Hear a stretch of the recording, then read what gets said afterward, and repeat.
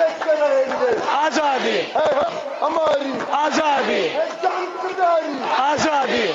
तो हम हिंदुस्तान और नॉर्थ ईस्ट को परमानेंटली कट कर सकते हैं, पर परमानेंटली नहीं तो कम से कम 1 महीने के लिए तो कट कर ही सकते हैं। मतलब इतना मवाद डालो पटरियों पर, रोड पे, उनको हटाने में 1 महीना लगे। असम को काटना हमारी जिम्मेदारी है। असम और इंडिया कट के अलग हो जाए, तभी ये हमारी बात सुनेंगे।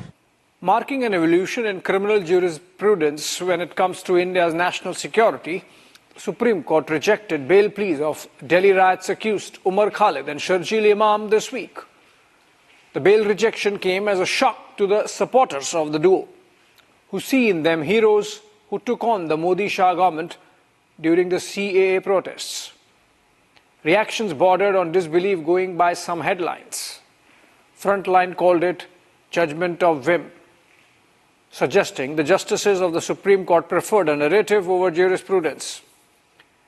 The Wire called it a tightrope between liberty and security.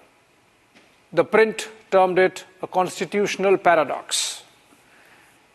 It is the clear position of this show that both Umar and Imam conducted themselves in a manner during the CAA or anti-CAA protests that smacks of putting their narrow communal objectives ahead of national interest. That they have had troubling linkages to ideologies completely uprooted from the social fabric of India, that is Bharat. The idea of India that they carry in their hearts and minds amounts to a loose, balkanized state, ruling a subaltern citizenry. They would not mind if, in the future, national boundaries keep changing to reflect those subaltern centrifugal tendencies. Both imagine an India that would break going forward. Both have actively worked, in fact, in that direction over the last decade of their activism. Their supporters fall in 2 categories. One, gullible, useful idiots, believing that Articles 19 and 21 are absolute and above the idea of the nation. Rootless wonders who cannot see beyond their 15 seconds of social media engagement. And 2, those who in their hearts harbor the same dangerous anti-national sentiment as Umar and Imam. The Supreme Court has firmly put the nation first. Everything else comes next. It is national security above individual liberty. The order puts nationalism ahead of any ideology. Statute over argument.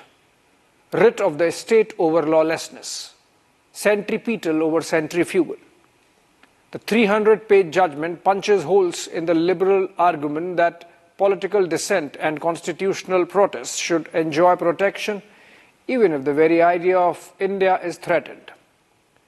The court says the protection cannot extend to designed disruption, engineered confrontation, and orchestrated violence. Shaheen Bagh was no innocent protest. It was pleaded design to fracture communal harmony. The anti-CAA protests of 2020 in Delhi did not merely aim to inconvenience commuters or strain policing resources. They were conceived and executed through the vehicle of chakka jams to choke the national capital, disrupt essential services, and overwhelm the administrative capacity of the state to respond. The disruption caused by the Shaheen Bagh blockade was not an ordinary law and order incident, but was capable of threatening the unity, integrity, security, or sovereignty of the nation. It sought to create a climate of fear and paralysis in a section of the citizenry going beyond ordinary disorder. The judgment comes as a dire warning to those smart alecks who think law is an ass and can be manipulated as such. The justices were clear that while constitutional values enshrined in Articles 19 and 21 are real, statutory restraint is an equal nuts and bolts reality. What has shocked the liberals is that the court has exposed their time-tested tricks of hiding behind Mahatma Gandhi or the tricolour. The court put it fair and square. In criminal jurisprudence, outward disavowal, like batting for peace in the name of Gandhi, and inward design, like executing a well-planned chakka jam, may coexist.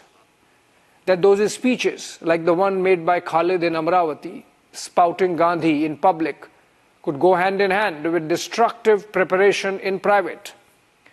That while the dadis and nanis of Shaheen Bagh were put in the front by design, a shadow phalanx prepared acid bottles and Molotov bombs. That the tricolour was handed to some chacha, even as guns and knives were readied for IB officer Ankit Sharma and Constable Ratan Lal. The verdict delves in great detail into the anatomy of a chakka jam, the tool of the anti-CAA protests, as different from a dharna. While an ordinary dharna is a spontaneous expression of protest, chakka jam is a more specific weapon of planned disruption. The judges do not treat the distinction as merely one of semantics, but of substance, so far as conspiracy behind the anti-CAA protest is concerned. While the former is accidental, the latter is calibrated. Dharna is dissent, chakka jam is confrontation. Dharna is non-violent, chakka jam creates conditions that lead to violence. Dharna is episodic, chakka jam is architectural. Planning, mobilization, indoctrination, intimidation, committees, use of digital platforms, setting up one protest site, replicating that to many more sites, and then from one city to another, preparation, execution, escalation. All these came together to give Delhi the riots in February 2020. On the eve of US President Donald Trump's visit to India, all this would not have happened without the bedrock of conspiracy. The court observes that in all this, Umar Khalid was not a peripheral observer, but an active organizer and coordinator who supervised the method, the timing, the linkages between the protest sites and the participants. Trust me when I say this, the US President Donald Trump was the target of the forces in terms of tarnishing the image of India in the eyes of the mercurial world leader. On February 25, I was present in the press conference by Trump at Delhi's Taj Palace Hotel. It was a big one, and something like 100 questions were thrown at Trump. Remember, this included the American press corps that travels with the president. Almost all the questions asked or hurled at Trump about India were about the Delhi riots, eliciting his comments. He dodged all of them and dismissed them as a trap question. Umar Khalid's father has recently met New York Mayor Zohran Mamdani, following which there was a well-coordinated move to influence the Supreme Court, with 8 American lawmakers coming out with a letter seeking the release of Delhi riots accused. At the very least, you marvel at the resources at command of this lobby. They can travel to New York and manage to bring together such influential voices and have the temerity to think that they can influence an institution as powerful as the Supreme Court of India. The liberal lobby turned former Chief Justice of India, D.Y. Chandrachud, into an enemy because he highlighted the fact of the delay in trial purely as a product of the accused themselves seeking adjournments. You know why? They were forum shopping, as it is called in the courts, strategizing to get a favorable judge. Umar Khalid cannot be free of the taint of conspiracy if he introduced Sharjeel Umar to the students of Jamia. He is not a peace pigeon if he indeed devised the strategy of chakka jam. He is no secularism enthusiast if he intended to overthrow the present government, because in his view it's a Hindu government. The first overt act attributed to Umar Khalid, as per the charge sheet, is an instruction he gave to Sharjeel Umar to create a WhatsApp group called Muslim Students of JNU.